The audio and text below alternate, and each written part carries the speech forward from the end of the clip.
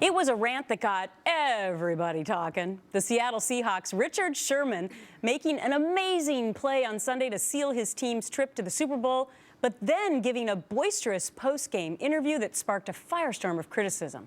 So do our athletes need to show better sportsmanship, or does that kind of bravado make a great player?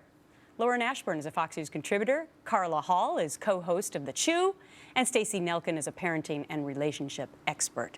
All right, Carla, first time on the show, gonna put you on the spot. Richard Sherman went to Stanford, I went to Stanford, so I want to say that everything that comes out of his mouth is smart, but the thing is, I'm not condoning his lack of sportsmanship, but being in a situation like Top Chef, for instance, I was on Top Chef, and you had the adrenaline flowing. When you have won, I don't care if you're playing a game of Uno, when you're trash talking during that game, and then you win, you're like, yeah, I won, take that. Right after the game, that's how you're feeling. Okay. And so, but I think that he went too far in the trash talking. I mean, if your kids were watching this, and I don't mean to be a prude here, but it was offensive. And what was even more offensive, I thought, were the tweets on Twitter, the hate, the racism that came out. That was not okay. My son is a huge fan of his, and at first I was a little put off by that, and now reading about him, he's a smart guy. He was totally amped. He was really in the moment,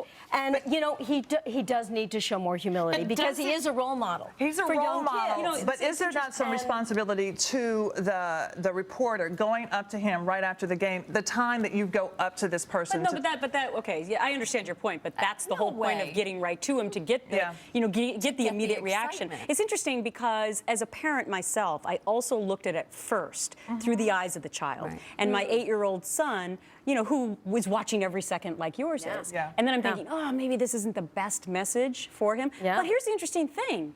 People are feeling negative about Richard Sherman now, but people are also flocking to him and saying, He's getting endorsements, keep going. But I also think if you're going to feel that way about your 8-year-old son, as I would about my children, it can be a great teaching moment. You can say, you know what?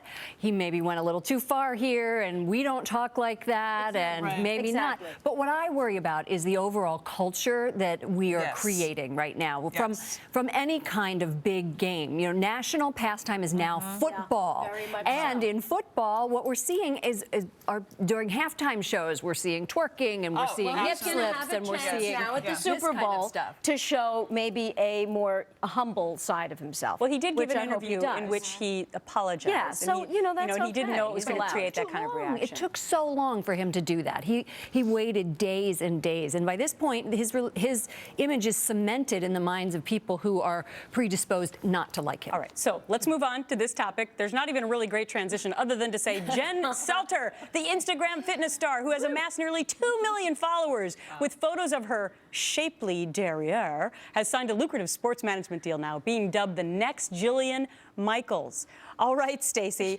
Now, I'm just going to go on the record and saying, I want that butt. Me too. Okay. Oh, come on. Come on. Look at that butt. Okay? Only if I can eat lasagna. This is an era of self-promotion and big round booties, and she's got it both. She's got it going. Why not? You got it flaunted. Okay, but what about this? What about this, Carla? She doesn't have any official fitness training, and yet now she may be a spokesperson all because of her derriere. Because of her, and that worries me. Because if you're training somebody, and I have a trainer, if that person is training me and I have an injury, I want that person to know what I can and what I cannot do. I want that person to be able to lead me down the right path. It's not just about the body. It's about training me in a healthy way, in a safe way. This is by working out. This is a culture. We are in a culture that thrives on sexual images and promiscuity, and here I am being the prude again. I agree with you. Okay, put the prune face on me. All right, but there is a campaign now, a movie called Selfie by Dove. Dove 10 years ago came out with the campaign to show women's bodies, and they're talking about selfies, and that's really how she got popular, was posting all of these pictures on Instagram. And they're talking about how demeaning that can be to women, and they have this movie now, mothers talking to kids.